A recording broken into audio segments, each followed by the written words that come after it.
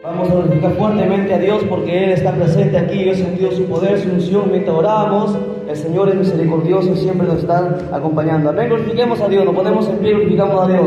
La honra al Padre, al Hijo y al Espíritu Santo. Gloria a Dios, gloria a Dios, gloria a Dios. Dale fuerte la fama a Jesucristo porque Él está presente, amados hermanos, aquí.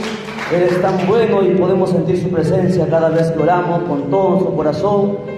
Y nos hace derramar lágrimas, nos hace, hermanos, sentir su presencia, nos consuela, nos alivia, hermanos, nos da gozo y nos da sabiduría día a día. Gloria a Dios, damos gracias entonces a Dios y vamos a continuar entonces esta noche con las enseñanzas. Vamos a ir al libro de Lucas donde nos hemos quedado. Gloria al Señor. Lucas capítulo 6, verso 12. Lucas capítulo 6, verso 12. Amén, todos. Gloria a Dios. Lucas 6:12, por favor, comparten Biblias ahí al joven. Si una Biblia le entreguen, por favor, rápidamente, el diácono. Sí, gloria a Dios allá también. Bien, nos ponemos en pie y vamos a lecturar para la gloria del buen Padre, gloria de su Santo Hijo y gloria del bendito Espíritu Santo. Dice así, me siguen con la vista, por favor. En aquellos días, Él fue al monte a orar. Y pasó la noche orando a Dios. Y cuando era de día, llamó a sus discípulos y escogió a 12 de ellos, a los cuales también llamó apóstoles. Oremos. Amado Dios, te damos gracias con todo el corazón, bendito Padre, porque tú eres bueno y misericordioso, Señor Dios mío. Nos concedes el privilegio de estar con vida y estar, Señor Dios mío, en esta noche en tu casa para poder escuchar tu palabra. Háblanos con poder y con autoridad, como tú siempre sabes hacerlo, y que tu Santo Espíritu ministre nuestras vidas, amado Dios, y que tu palabra traspase nuestro corazón, Señor Dios mío. Nos dé sabiduría y entendimiento, Señor Dios de la gloria, para poder comprender tu palabra y podamos enseñarla, bendito Padre, por amor a tu nombre. Gracias de todo corazón, en el nombre de Jesús declaramos victoria. Amén, amén y amén. Tomen asiento y mantengan por favor sus Biblias abiertas. Gloria a Dios. Esta porción de la palabra de Dios es muy importante para la iglesia. Escuche bien, es una enseñanza para la iglesia en conjunto, ¿ok? Aquí nos habla acerca del gobierno de la iglesia, cómo debe de dirigirse y cómo Dios lo establece. Muchas organizaciones, sí, su gobierno está basado en la democracia, ¿me entiendes? Siempre se elige y se escoge, ¿me entiendes?, a los que han de ministrar, pero la Biblia no habla nada de ello. El gobierno en la iglesia es teocrático, no es democrático. ¿Me entiende? Es Dios el que llama a sus ministros, ¿me entiende? Y es el ministro quien llama a la gente que Él, ¿me entiende? Que Dios hace que, hermanos, que el ministro sienta quiénes son los que le van a acompañar, ¿me entiende? A llevar el ministerio, a dirigir, hermano, el rumbo de la iglesia. Y para ello, aquí nos da la prueba claramente que antes de que Jesús formase la iglesia, ¿me entiende? La iglesia, ¿con cuántas personas empezó? ¿Cuántos fueron los primeros miembros de la iglesia? ¿Cuánto fue el número? Fueron 12. 12 formaron, ¿me entiende? Fue el primer número de la iglesia. La Biblia registra que Jesús, antes de formar la iglesia, la Biblia dice que Él fue al monte y pasó toda la noche orando, ¿me entiende? Porque uno no puede escoger, ¿me entiende?, quién será el líder, quién será, ¿me entiende?, el diácono, quién será el líder de jóvenes, la presidenta de damas, así por así, ¿me entiende? El siervo de Dios tiene que ser dirigido por el Espíritu Santo y para ello debe orar mucho, ¿me entiende? Porque cuando uno ora mucho, el Espíritu Santo lo dirige a hacer las cosas. La Biblia dice que Jesús pasó toda la noche orando y cuando, ¿me entiende?, Dios le reveló quiénes serían, ¿me entiende?, los que estarían con Él y formarían la iglesia, ¿me entiende?, después de haber orado toda la noche, porque dice la Biblia que fue toda la noche que Él oró. Y ya cuando salió el día, en el verso 13, dice que Él llamó, ¿a quién le llamó? ¿A los apóstoles? No, llamó a los discípulos. ¿Cuántos eran los discípulos? No eran 12, eran muchos. Recuerde que mucha gente le seguía. Llamó a todos y de entre todos los discípulos, ¿me entiendes?, escogió solamente a 12, quienes serían, ¿me entiendes?, los pilares de la iglesia.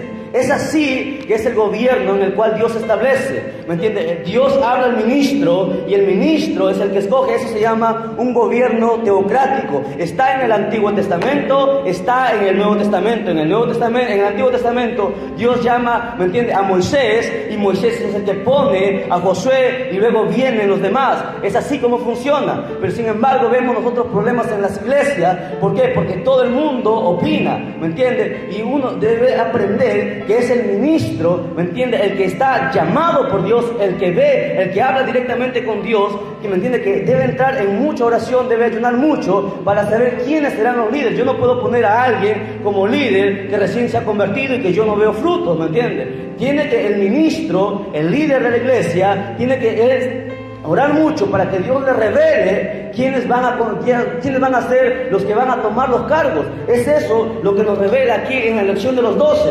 Ahora, sigamos más abajo en la otra enseñanza. La Biblia dice lo siguiente. Mire, escuche bien. En el verso 19, hay otra enseñanza muy interesante. Dice: y toda la gente procuraba tocarle, porque poder salía de él y sanaba a todos. Ahora, si usted ha leído la Biblia, yo quiero preguntar a la iglesia, si hemos leído nosotros, vamos a ver a alguien, a uno de esos 12 que Jesús escogió, ¿me entiende?, llegando a ese mismo nivel. ¿Quién fue de los 12 que llegó a ese mismo nivel? La gente dice, ¿me entiende?, que Jesús hacía los milagros que él predicaba y la multitud se amontonaba, ¿me entiende?, porque querían tocarlo, porque con solamente tocarlo la gente se sanaba. Y tal eso hemos visto también, hermanos, de la mujer samaritana, del flujo de sangre, que lo tocó, con solamente tocar el borde de su manto, esta mujer sanó. Pero aquí dice la Biblia que fueron muchas las personas que procuraban tocarle para que sean sanas. Ahora, si usted lee la Biblia nos dice claramente, ¿me entiende?, que las señales que Jesús hizo, nosotros, la iglesia, cuando él partiera, Jesús hizo una promesa, que su iglesia haría señales mejores todavía aún que las que Jesús hizo, porque él iba al cielo y dejaba, ¿me entiende?, el Espíritu Santo en esta tierra para que él nos dirigiese. Eso está en Juan, ¿me entiende? Las señales que Jesús hizo, la Biblia dice que nosotros, su iglesia, haríamos mayores señales. ¿Y eso se cumplió o no se cumplió? Aquí en el verso 19 dice que la gente procuraba tocarle porque poder salía de él y sanaba a todos. Y eso se cumplió, ¿me entiende? Jesús nunca mintió, ni una palabra de él cayó a tierra. Porque si usted lee más adelante, la Biblia dice que cuando Pedro pasaba, ¿me entiende?, la gente le tocaba a Pedro, no, ni siquiera le tocaba.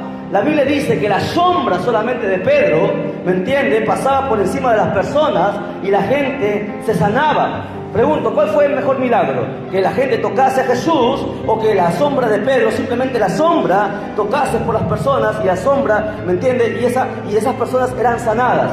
¿Cuál fue el mayor milagro? ¿La de Pedro o la de Jesús? La de Pedro, ¿verdad? Eso no quiere decir que Pedro es mayor que Jesús. No me malinterprete, por favor. Jesús es único, Jesús es Dios. Jesús dio una promesa a su iglesia, les dio poder y autoridad para que todas las cosas que él hizo, él dijo que mayores harían su iglesia, y eso lo vemos cumplido. Pedro, ¿me entiende?, la Biblia habla claramente que con tan solo con su sombra la gente ponía a los enfermos a los costados y Pedro pasaba, y conforme Pedro pasaba ni siquiera les tocaba, los enfermos se levantaban. Eso está en la Biblia, en el libro de los Hechos. Cuando nosotros vamos a estudiar, vamos a ver esa parte. Entonces vamos ahora al verso 22. Verso 22. Algo muy importante. Desde el verso 20 vamos a ver las bienaventuranzas que Lucas lo habla. Escuchen, Lucas, nosotros hemos visto las bienaventuranzas en Mateo. Hemos estudiado cuántas son las bienaventuranzas, por si acaso, a ver si se acuerdan. ¿Cuántas son las bienaventuranzas? 9, ¿sí? ¿Recuerdan? Pregúntenle al apóstol Cristiano, le respondieron 10 y perdieron ustedes cuando tuvimos el encuentro. Sí, son 10 los mandamientos, pero 9 las bienaventuranzas. Y las bienaventuranzas en Mateo las describe de una manera y Lucas va de otra manera, lo hace otro enfoque. Y este enfoque es muy interesante. El verso 20 vamos a leerlo, ¿sí? Para que ustedes entiendan.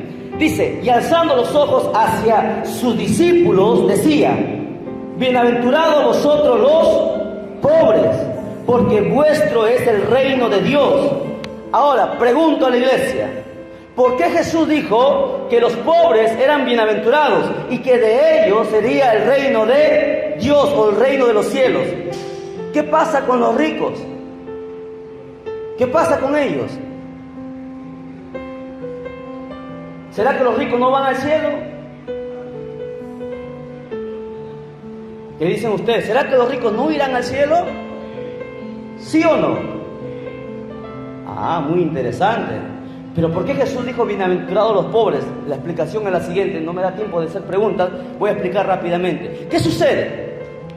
Jesús habló que los pobres eran bienaventurados, ¿me entiendes? Porque los pobres, y no está hablando de todos los pobres, está hablando de los pobres, ¿me entienden? Que en su corazón hay una pobreza, hay una mansedumbre, ¿me entiendes? Que son humildes de corazón realmente, ¿me entiendes? Y que no son vanagloriosos ni son orgullosos. Yo conozco a gente que es pobre, ¿me entiendes? Y se cree en la divina pomada, y en su casa no tienen ni siquiera donde sentarse, y cuando salen al centro se visten y tratan de aparentar lo que no son, ¿me entiendes? Dios dijo, no estaba hablando de la pobreza, ¿me entiendes? Económica, estaba hablando de la pobreza, ¿me entiendes? Espiritual, de la humildad que había en las personas, ¿me entiendes? ¿Por qué? Porque el decir que solamente los pobres van al cielo es cerrado, porque la Biblia registra muchos personajes en la historia, ¿me entiendes? Como Abraham, que fue el hombre más rico de la tierra, y la Biblia habla que Abraham está en el cielo.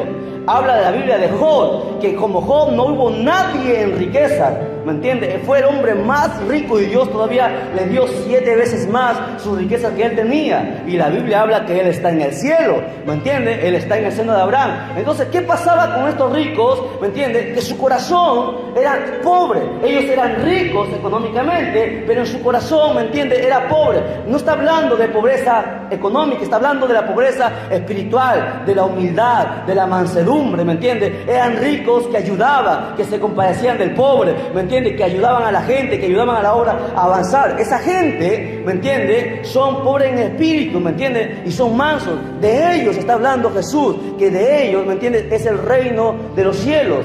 La Biblia dice Jesús, no dijo es imposible, es bien difícil que un rico entre a los cielos. ¿Por qué? Porque la mayoría de la gente rica, ¿me entiende? Es avara, es vanagloriosa, es orgullosa, su mirada está puesta en la riqueza, no le interesa a los demás, ¿me entiende? Y esa gente, ¿me entiende? Nunca entrará en el cielo. Pero sí la gente que no está su corazón es en la riqueza, como Abraham, no le importaba la riqueza, su corazón estaba en Dios, aun cuando era el hombre más rico, él está en el cielo. Entonces de aquí está hablando de acá la Biblia, ¿de qué pobreza? La pobreza que hay en el corazón. ¿Cómo tú eres humilde, ¿me entiendes? Eres manso, de eso es lo que Dios está hablando. Bienaventurado toda esa gente, porque de ellos, dice la Biblia, es el reino de los cielos. Verso 21, bienaventurados los que ahora tenéis hambre, porque seréis saciados.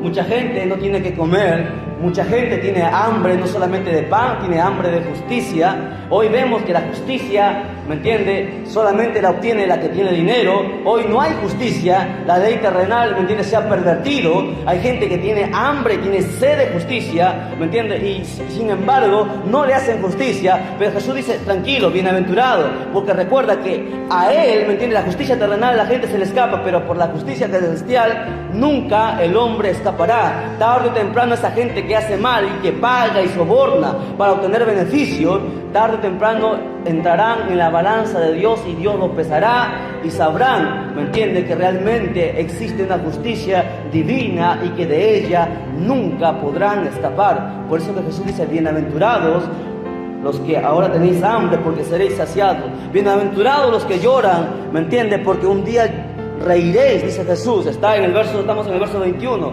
Jesús dice claramente, mucha gente sufre porque no tiene aquello, no tiene esto, le faltan muchas cosas, pero sepa una cosa, ¿me entiende? Toda esa gente que derrama lágrimas, que la gente, ¿me entiende? Que a veces que le predica, los jóvenes me estaban compartiendo que estaban repartiendo volantes, que a veces los señores no lo querían recibir y le decían que esto no vale y trataban de avergonzarlo, pero sin embargo uno tiene que aprender a ser manso, ¿me entiende? Uno tiene que aprender a ser humilde y uno tiene que, hermano, aprender a llorar por la gente que le lastima, tiene que aprender a amar a sus enemigos, aun si esa gente le hace daño. La Biblia dice que debemos nosotros orar por ellos y nosotros somos bienaventurados porque ahora lloramos, ¿me entiende? Ahora sufrimos, ahora la gente nos hace daño, nos cierra las puertas, nos da la espalda, pero llegará el momento cuando estemos en la gloria, nunca más habrá lloro, nunca más habrá sufrir. Bienaventurados todas aquellas personas que hoy lloran, porque aquel día, ¿me entiende?, reiremos en las bodas del Cordero. Déale fuerte palmas a Jesucristo, que Él se lo merece. Bienaventurados seréis, verso 22, cuando los hombres os aborrezcan y cuando os aparten de sí y os vituperen y desechen vuestro nombre como malo por causa del Hijo del Hombre. Gozaos en aquel día y alegraos, porque he aquí vuestro galardón es grande en los cielos, porque así hacían sus padres con los profetas. Escuche bien, hermano y hermana, uno debe aprender, escuche bien por favor lo que le voy a decir, uno debe aprender en la vida cristiana a madurar. No todo el mundo nosotros les vamos a agradar, no a todo el mundo, ¿me entiende?, les vamos a caer bien. Va a haber gente que nos va a odiar, va a haber gente que nos va a perseguir por habernos convertido a Cristo.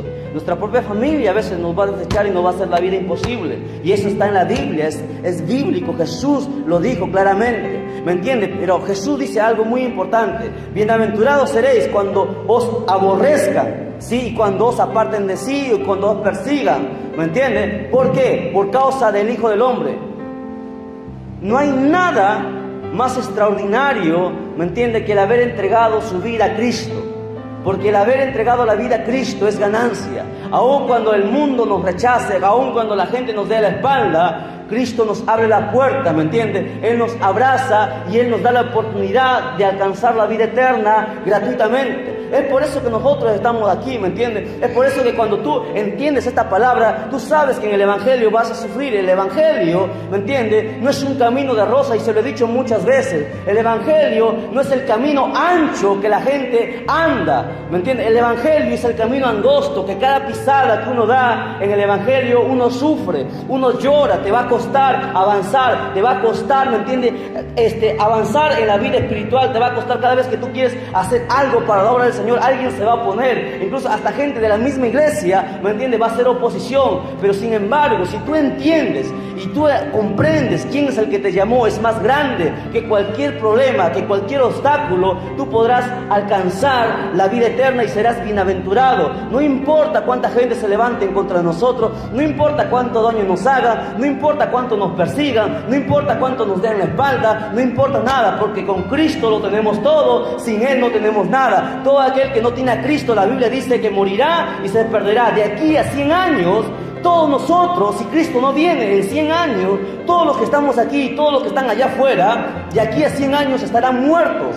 La pregunta es, ¿dónde estarán en aquel día? Mucha gente estará en el infierno y mucha gente estará allá arriba en la gloria, ¿me entiendes? Y con Cristo nosotros tenemos vida eterna. Es por eso que es nuestro mayor tesoro. Es por eso que venir a la iglesia y aceptar a Cristo y seguir persecuciones y, ¿me entiendes?, y sufrir el rechazo de nuestros amigos y sufrir la humillación de mucha gente que se cree, ¿me entiendes?, muchas cosas. Sin embargo, eso no es nada, porque Cristo es lo más extraordinario que nos ha podido pasar. Con Cristo tenemos todo y sin Cristo no tenemos nada. Dale fuerte palmas a Jesucristo, porque Él se lo merece.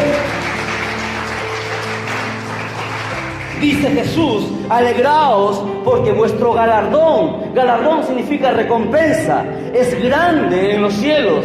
¿Me entiendes? Allá arriba tendremos cosas. La recompensa que Cristo nos ha prometido es grande, no es cualquier cosa. Ni el jugador más valioso, ¿me entiendes?, en esta tierra, que gana muchos millones de dólares, algunos de euros, nunca podrá comprar su pasaje al cielo, ni juntando todo el oro del mundo, nada podrá comprar el pasaje al cielo. El pasaje al cielo solamente lo da Jesús y es gratuito. Lo único que pide es un corazón sincero, un corazón arrepentido, ¿me entiendes? Y eso te llevará a la vida eterna. Y por eso, ¿me entiendes?, es que Dios es extraordinario. Y la gente no entiende eso, que estos locos, dicen evangélicos, no entienden que la salvación es gratuita y la gente lo desecha, ¿me entiendes? Y aquel día la Biblia dice que llorarán, se arrepentirán, ¿me entiendes?, y clamarán tener la oportunidad de volver el tiempo atrás, y lamentablemente ya no habrá más tiempo. La Biblia dice en el verso 26, lea conmigo: ¡ay de vosotros cuando todos los hombres hablen bien de vosotros! porque así hacían sus padres con los falsos profetas. Entienda algo, iglesia, a todo el mundo no le vamos a agradar. Mucha gente no va a creer en nuestro llamado. Mucha gente va a hacer oposición, y esto estoy hablando para la misma iglesia, para los que se han convertido. Mucha gente, ¿me entiende?, está en la iglesia para tropiezo, y no me venga a mirar así, porque eso es bíblico, está en la Biblia. Adentro dice la Biblia que hay trigo y hay cizaña, ¿me entiende? Hay trigo y hay paja. Entiéndalo bien para los que se han convertido. Adentro, ¿me entiende?, habrá mucha oposición, gente que no creerá en tu llamado, gente que te será obstáculo, porque ellos no han podido avanzar y quiere que tú te quedes, pero dependerá de ti, ¿me entiende? Dependerá de usted el avanzar o quedarse, el ir a la gloria o esperar aquí los juicios de Dios. Dependerá de cada uno de nosotros. La Biblia dice claramente, escuche bien, hay de vosotros cuando hablen todos bien de ustedes. A mucha gente, por no caerle mal, ¿me entiende?, por no caerle mal, le dicen todas las cosas bonitas. ¿Para qué? Para caerle bien a todos. Pues aquí no estamos para decirle las cosas bonitas, sea quien sea, ¿me entiende? Aquí estamos para predicar la palabra de Dios, no para agradar a los hombres, no para agradar a las mujeres, no para agradar a la familia, no para agradar al pastor. Estamos aquí para agradar a Dios y hacer su voluntad, ¿me entiende? No le vamos a agradar a todos, aunque les duela, aunque nos aborrezca, aunque nos miren mal, ¿me entiende? Nosotros estamos aquí para hacer la voluntad de Dios. Entiéndalo, por favor. La gente que hable de nosotros, la gente que murmure de nosotros, eso no tiene nada que ver. Eso nosotros tiene que, hermanos, que hacernos, ni siquiera cosquillas tiene que hacernos. ¿Por qué? Porque hemos sido llamados para Cristo. Cristo nos ha llamado, no nos ha llamado el hombre, no nos ha llamado el pastor, es Cristo que nos ha llamado. Y cuando tú perseveres, aunque la gente se oponga, ¿me entiendes?, sabremos y tú sabrás que el llamado que tuviste fue genuino, porque fue Cristo el que nos llamó y no fue los hombres. Si el hombre te llamó o tú mismo te llamaste, tú verás que caerás, pero si Cristo te llamó, ¿me entiendes?, pase lo que pase, tú continuarás y serás, hermano, fiel hasta la venida de nuestro Señor Jesucristo. Bendito sea el Señor. Dele fuerte palma a Cristo, porque Él está presente y bueno es. Bueno es el Señor. Verso 27. La hora siempre es nuestro peor enemigo. Gloria a Dios. El sábado sí vamos a tener mayor tiempo para las enseñanzas. Gloria a Dios. Capítulo 6, verso 27. Dice así: pero vosotros, los que oís, os digo, amad a vuestros enemigos, haced bien a los que os aborrecen, bendecid a los que os maldicen, y orad por los que os calumnian. Esto es bien difícil, ¿verdad?, para muchos. No es fácil perdonar, no es fácil olvidar, no es fácil, ¿sí o no? Cuando alguien te hace algo, es bien difícil. A veces en tu corazón está esa herida, está ahí, pero tú tienes que aprender a perdonar, tienes que aprender a olvidar, a pasar las cosas, porque si no lo haces, y aquí hay un grave peligro, si no lo hacemos, tenemos el peligro de haber perdido nuestro tiempo en la iglesia. El que no perdona, la Biblia dice que Dios no le perdonará. El que no ama a su enemigo, la Biblia dice que no alcanzará la vida eterna, está perdiendo su tiempo. Hay que aprender a orar por nuestros enemigos, aprender a orar por los que os persiguen, ¿me entiendes? Si alguien te hace mal, no puedes vencer al mal con mal. Si alguien te hace mal, devuélvele un bien. Y esa fue la enseñanza principal de Jesús. Y es por eso que los religiosos nunca, ¿me entiende?, hicieron caso. Es por eso que los religiosos planearon y crucificaron al Maestro. ¿Quién cree que crucificó a Jesús? ¿Fue acaso los romanos? No. La Biblia dice que los mismos judíos le tendieron trampa, los mismos sacerdotes, ¿me entiende?, los que sabían supuestamente la palabra de Dios. Fueron ellos los que traicionaron a Jesús y lo entregaron a los romanos para que los crucificasen. La gente más pecadora es la gente religiosa, ¿sabía usted? Gente religiosa. Y hay un peligro en el volverse religioso. ¿Por qué? Porque la religión, ¿me entiende?, mata. La religión nos salva. Cristo no es religión. Cristo es vida y vida en abundancia. Cristo cambia, Cristo transforma, Cristo te da frutos, ¿me entiende? A través del Santo Espíritu hay frutos en ti. Sabes amar, sabes perdonar, sabes avanzar, sabes olvidar. Si no has logrado todavía eso, entonces hay que preocuparnos, porque si no, nuestro pasaporte al cielo está en duda. Tal vez no alcancemos a escuchar la trompeta cuando se suene y podamos subir, la Biblia dice, con los santos. Tal vez haya un peligro.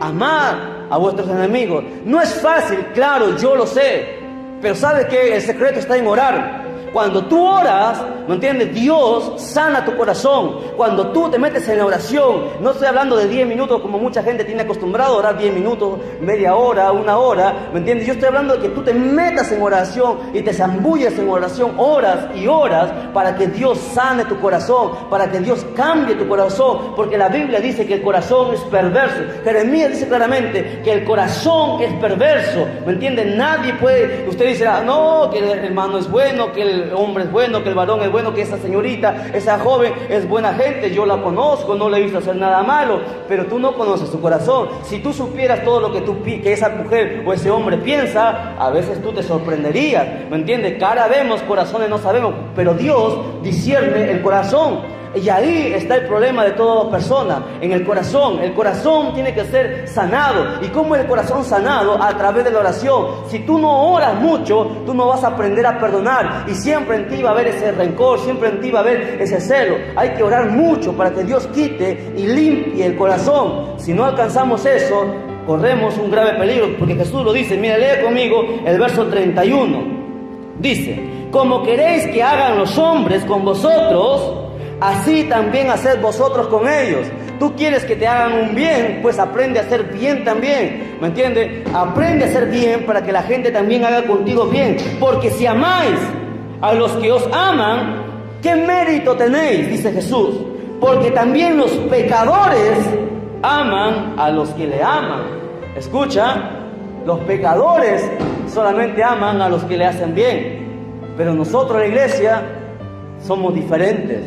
Nosotros amamos al que nos hace bien y al que nos hace mal. No puedo amarlo, pues me meto a orar, me meto a ayunar para que Dios me ayude a orar por esa persona y Dios tenga misericordia y haya un día en que Dios transforme su corazón y yo me sentiré gozoso sabiendo que a través de la oración, Dios me usó en la oración para que ese corazón, esa alma, esa persona sea cambiada y un día cuando Cristo venga, Él alcance la vida eterna. Ese es el mayor gozo, es la mayor victoria que todo cristiano debe tener, ¿me entiende? El aprender a amar a los enemigos, el aprender a perdonar, aun cuando la gente, ¿me entiende? Aun cuando la otra persona esté a la equivocada y tú estés en lo correcto, tienes que aprender, ¿me entiende? A pedir perdón, tienes que aprender a perdonar, porque si no lo haces, pues lamentablemente no nos podemos vestir, porque para el cielo no podemos ir.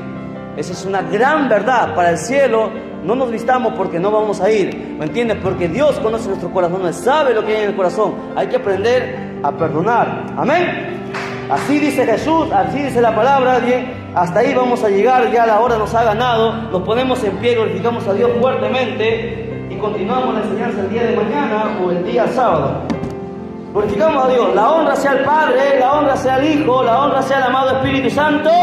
Gloria a Dios, gloria a Dios, gloria a Dios. Dele fuerte, hermano Jesucristo. Dios la bendiga y será hasta la próxima.